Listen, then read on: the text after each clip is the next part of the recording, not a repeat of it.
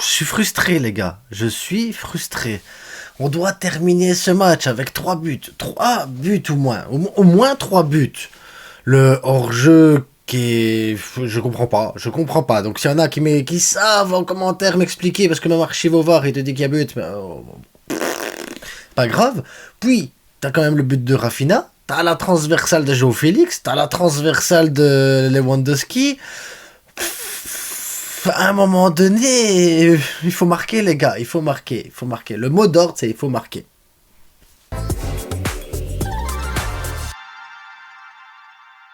Donc le Barça, ben voilà, aujourd'hui, retour de trêve. On est habitué, les gars. Retour de trêve, c'est jamais facile. Il faut reprendre le rythme. Voilà, si t'es dans une mauvaise passe, tu te dis, ben c'est un nouveau départ. Si t'es dans un bon rythme, tu te dis, ben voilà, il faut poursuivre. Mais en même temps, ben, le rythme, il est cassé. Et ça se remarque. Parce que là, Robert Lewandowski, on doit arrêter de l'envoyer, de l'autoriser à aller avec sa sélection. Il faut arrêter. Prends ta retraite avec la sélection polonaise. Ça te fait du mal. Mais du mal à chaque fois. Comment tu reviens et t'es pas bien. Tu manques de précision, de justesse, de finition, de confiance. Il se passe quoi en Pologne à chaque fois? Qu'est-ce qui se passe que ça va pas? Il faudra m'expliquer parce que Robert Lewandowski aujourd'hui, il peut finir avec 2 buts. Facile, il peut finir avec 2 buts. Son placement, il est bon. Tu sens que les choses, il veut, tu le sens, mais compliqué. Compliqué. De l'autre côté, Lamine Yamal, comme je l'avais dit en avant-match, moi je voudrais le faire reposer. Il rentre en fin de match pour apporter le petit plus parce que les défenseurs sont fatigués et que lui il peut profiter de justement cette forme qu'il aurait pour les 20-30 dernières minutes. Là, ça a été l'inverse, tu le sens, le garçon un peu cramé quand même. Donc là, maintenant, on a des jours de repos, qui se reposent bien, qui se mettent bien en jambes, tranquille, tout ça, parce que voilà, Ferran, il est arrivé, il a été un peu dangereux. Tu dis, tu sais, Rafinha, il a été dangereux, tout le monde a été dangereux. Et Yamal, pareil, manque de jus pour Lamine Yamal aujourd'hui. De l'autre côté, Rafinha, grand match de Rafinha. Franchement, parti comme c'est parti, 100 millions, il y aura moyen d'en tirer 100 millions. C'est bien, une très bonne chose pour Rafinha, une très très bonne chose. Puis de toute façon, on a besoin de personnes en confiance, de personnes qui sont motivées, qui ont envie, pour aller jouer le match de Ligue des Champions. D'ailleurs, en parlant de gens, de personnes, de joueurs qui ont de l'envie, João Félix, son entrée en jeu, rien à dire. Bon, il fait la transversale, c'était plus dur de mettre la transversale que de mettre le but, mais sinon, à part ça, rien à dire. Sa passe qui met un Rafinha, ça me fait penser à la même passe de Frenkie de Jong pour Rafinha la saison passée. La même passe, hop, la petite tête. D'ailleurs, quand tu sais pas jouer avec le pied, tu joues avec la tête. Voilà, ça marche, les gars. C'est comme ça que ça va. Mais tu joues quand même contre Las Palmas, 3e meilleure défense de Liga, donc c'est pas facile. Ils ont des joueurs quand même, franchement, Coco, Marmol. C'était solide quand même derrière, donc voilà.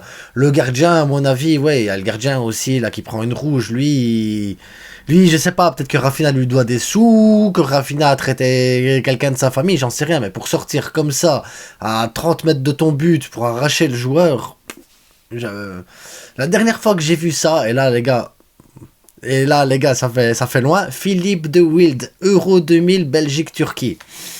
Dernière fois que j'ai vu une sortie aussi catastrophique que le gardien, c'était ça.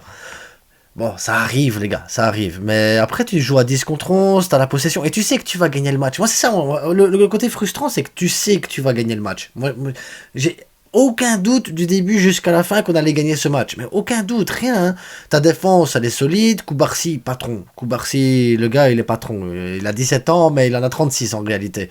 À côté, c'était Inigo qui avait l'air nul. Alors qu'Inigo il est quand même un bon défenseur, mais à côté, j'ai trouvé Inigo mauvais. Je me dis, mais Koubarsi. À côté de ça, Koundé, pareil, il monte, il dédouble, il essaye des trucs offensifs. Bah, Koundé, aujourd'hui, c'est un fou malade, le gars, c'est presque Cancelo qui s'amuse à faire des petits ponts, des roulettes et tout. Lui, il est dans son monde à lui, il s'amuse et tout, tac tac. À côté de ça, Félix pareil. Alors Félix, il voit son copain portugais faire des trucs, alors Félix, il fait le même, hop, des petites roulettes et tout. C'est beau, c'est beau, c'est beau, c'est beau, c'est beau.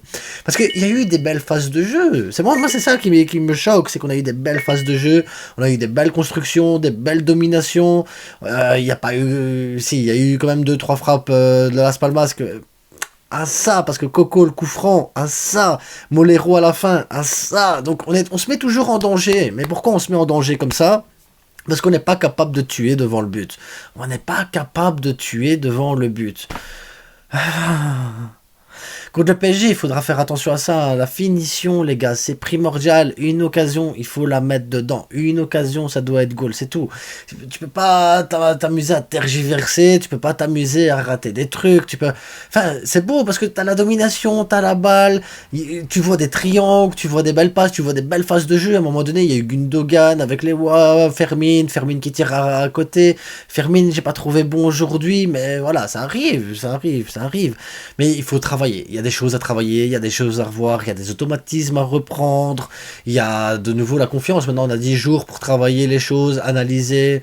Donc voilà, ça va être analysé à mon avis avec le staff, ce qui n'a pas été, ça va être travaillé, ça va encore jouer de la tactique et tout ça, hein. Ils vont préparer le match. Donc voilà, il y a beaucoup de choses qui doivent se faire, mais aujourd'hui, voilà, j'ai trouvé vraiment c'est ça, c'est la finition. Parce que tout le reste, pour moi, il n'y avait pas de problème, parce que tu finis à la première mi-temps avec tes 2 buts. 2-0.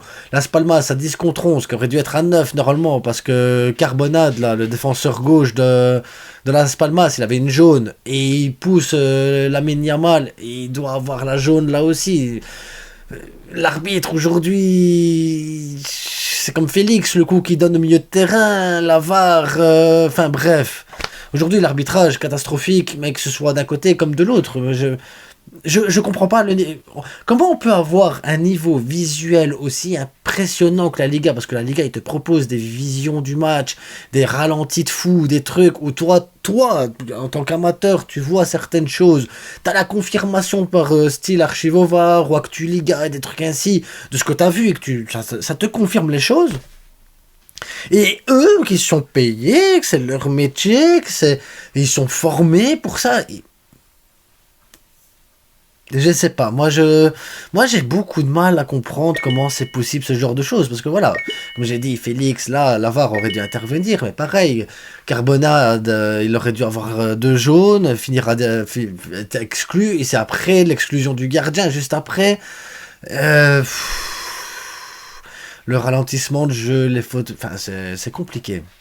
Je trouve qu'il y a une très mauvaise gestion arbitrale. Mais oh bon, c'est pas grave, ça, on a gagné aujourd'hui. Aujourd'hui, on gagne. Donc tu te dis, bah, ça va, c'est pas la fin du monde. Mais ça gâche le plaisir et ça dénote vraiment avec la qualité proposée en Liga. Parce que Las Palmas, aujourd'hui, même à 10 contre 11, des sorties de balles, ils ont essayé des sorties de balles propres, ils ont essayé d'aller chercher l'attaque, ils ont pris de la profondeur.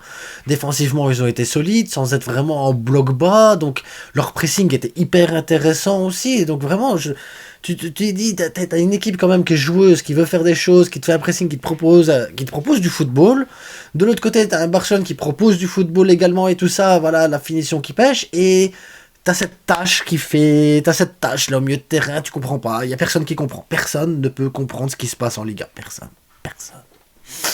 Bref, le Barça remporte le match, c'est ça le plus important en finale, on va prendre les 3 points, pas sur un match spectaculaire non plus, parce que voilà, c'est pas non plus le match de l'année, au trop, tranquille. Maintenant, demain, Real Madrid, Atlético Bilbao, on va voir ce match-là, on va le débriefer ce match-là, on va sûrement faire un live après ce match-là, on va se faire plaisir les gars, en espérant que les sœurs Williams, elles font mal au Real Madrid, que le Real Madrid perde les 3 points pour qu'on se rapproche, puis il y a le Classico, avant il y a Cadiz, on n'aura pas Inigo, on n'aura pas Robert Lewandowski, et on n'aura pas Gundogan, je pense que c'est Gundogan le 3ème, j'ai oublié, mais en tout cas, Lewandowski et Inigo, c'est sûr, on les aura pas pour ce match-là, donc je me dis, pourquoi pas, pour faire tourner avec le PSG entre les deux, voir peut-être un Michael Faye titulaire contre Cadiz qui n'est pas une équipe qui va jouer haut non plus, donc voilà, un peu de physique, un peu de...